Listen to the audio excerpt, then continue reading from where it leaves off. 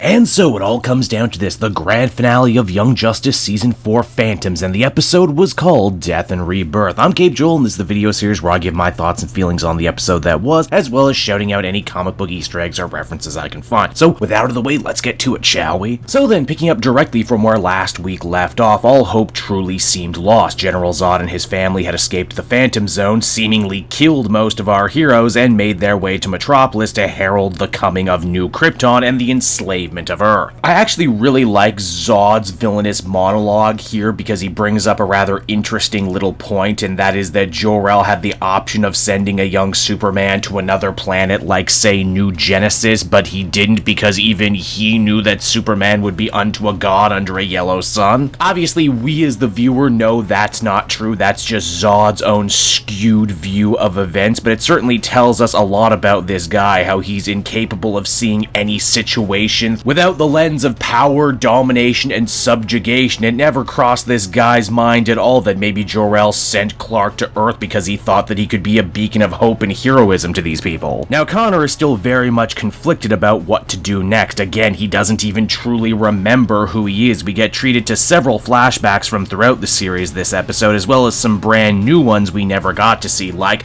Connor meeting John and Martha Kent for the first time and being adopted into their family, as well as the birth of Jonathan Samuel Kent, which is really nice and great character moments for everyone involved. Really helps build the world and everyone's relationships. Now, just like everyone and their mothers already guessed last week, Nightwing wasn't actually dead. He used an old wrestler's trick to cut his forehead and make the damage look a lot worse than it was. Oh yeah, brother, got a gig, brother. Honestly, this makes all the sense in the world when you stop and consider that Dick Grayson is a literal carny and professional wrestling has its roots in the carnival. After that, it was just a simple matter of using one of Batman's old tricks to stop his own heart to make it appear like he was dead. So yeah, everyone was right. Though, in an actually entertaining kind of twist, Dick wasn't the only one playing possum. Miss Martian and the others had made that attack by Emerald Empress look way worse than it actually was. Dick and Megan even kind of have to laugh at how good they've gotten at faking their own deaths after 4 seasons worth of television, and yeah, it's quite the theme that keeps recurring, right? Now that the good guys are finally regrouped, they know what they need to do, make it to Metropolis before sunup and stop the House of Zod before they maybe become too powerful to stop, period. It's here we're treated to the biggest action scene of the season, heck, maybe the biggest action scene of the last 2 seasons, and it's a real treat to behold too, not only because it pays off a bunch of minor storylines like the dimension hopping bus, but also because the big fight features mostly the core Young Justice team back together again for the first time in a long time, plus Kid Flash and the Legion too, just for a bit of spice. We get a lot of round 2 grudge matches, including Chameleon Boy and Malafa'ak Zatanna in a magical duel with Emerald Empress that I actually liked more than the magical fights we got in the Zatanna arc. Even Nightwing and Tigress get a chance to mix it up with Kryptonian powerhouse Non. Calder especially does a good job asserting himself as still the leader after all these years, as he's the one who rushes into battle against Zod and holds his own for the most part. Which makes sense when we remember that Aquaman's skills are a lot of magic, and magic is one of the few things that Kryptonians still can't deal with. Naturally, it ends up being Megan who helps Connor get his mind straight and allow Superboy to rejoin the fight for the good guys. This moment marking the instance wherein the tide truly began to turn for our heroes and when they started getting some of their biggest victories in. Miss Martian goes from probably one of the sweetest moments of the season to also reminding us how scary her and her powers can be when she takes out a lot of anger on Emerald Empress, while also doing at least one more near-death fake out,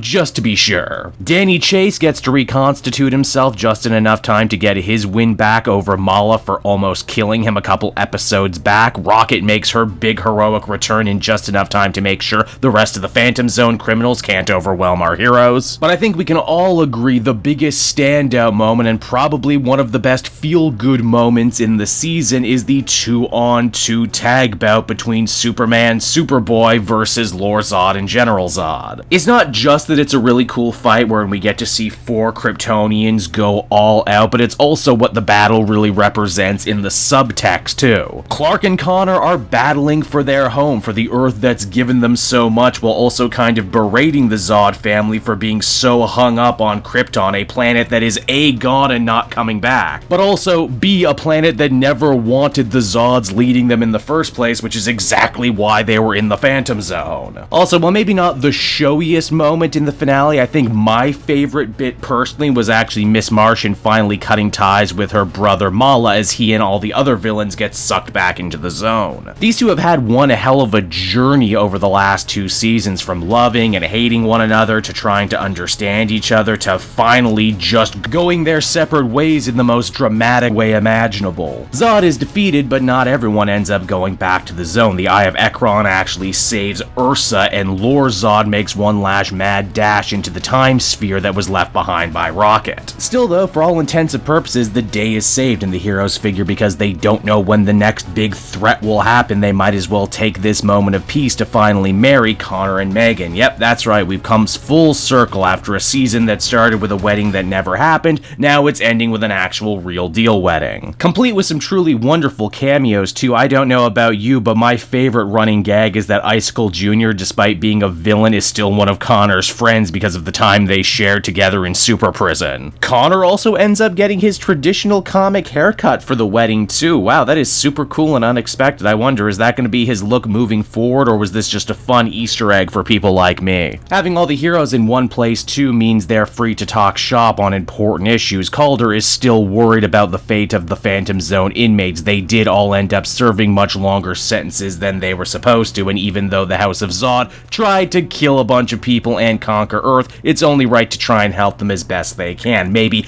give them a world under a red sun wherein they can start fresh. Black Canary also talks about the mental well-being of the superhero community and says that if they're going to continue to be tested the way they are, maybe they should have a special place where they can go and get the help they need before things get as bad as they did with someone like Beast Boy. Call it a sanctuary, if you will, and if you are a comic fan, you know what sort of horrible omen the word sanctuary is. Though admittedly, Greg Wiseman said on Twitter he was just joshing, but then again, who knows? If anyone could actually save the well-intentioned but ultimately still disastrous Sanctuary story in adaptation, I would say Wiseman would be a good bet. With their time travel mission done too, the Legion can finally return to their home, safe in the knowledge that whatever Connor was meant to do that will ensure the birth of them as a team, well, now he'll be able to do it. We even get a fun little cameo from Brainiac 5. Interesting that original Brainiac has actually appeared in the Young Justice universe, it was just in one of the comic book tie-ins. So while the wedding ultimately went off without a hitch, there are still several loose ends that need to be tied up. One involving how Rocket survived the collapsing boom tube. Well, it was thanks to Metron, who was paying her back for all the good work that she had done for him during their story arc. But moreover than that, Metron clearly wanted a time sphere somewhere where Lor-Zod could steal it, in doing so sealing his own fate, taking him back to the very moment wherein the bomb exploded that seemingly killed Connor, only this time it kills Lor-Zod. Damn, do not piss off Metron, do not mess with his stuff, because this guy is playing three-dimensional chess while everyone else is playing checkers. Also, a special round of applause for that ashy silhouette that we all thought was Connor's ultimately being revealed to be Lor-Zod's. Wow, they really did think about all of this, didn't they? Though, as we discover, the spawn of General Zod may not be gone forever, as Ursa did manage to survive the final battle, and we learn that she's pregnant, meaning that this is not the last we have seen of the House of Zod. It also turns out that while the heroes were celebrating their victory, the Phantom Zone was silently emptied by Clarion and the Light, making off with all the inmates, perhaps signaling that Vandal Savage's next great plot involves a who's who of formerly defeated Young Justice villains. Man, way to bounce back, Vandal Savage, after suffering probably your greatest loss in the season, to basically turning around and re-establishing yourself as the forever threat on this show. Then there's the case of Mala, who was actually allowed to walk free because of his work with Darkseid now being complete. In fact, he's even gifted his own planet where he hopes to build a brand new community for the White Martians. Here's the thing though, this new planet has a name, Planet Durla, aka the planet Chameleon Boy comes from in the future, and the planet that in that very same future was destroyed and ravaged by Zod and the Kryptonians. Now how about that? Malafa'ak sells his soul to Darkseid, destroys all of his familial relationships, gets the prize he always wanted, and in the end all of his hard work still might ultimately be undone by the very Kryptonians he was working with. That is some beautifully cruel irony. But believe it or not, we're still not done yet, because this is 2022 too, and no superhero story is complete without a big stinger. In this case, we learn that maybe the whole reason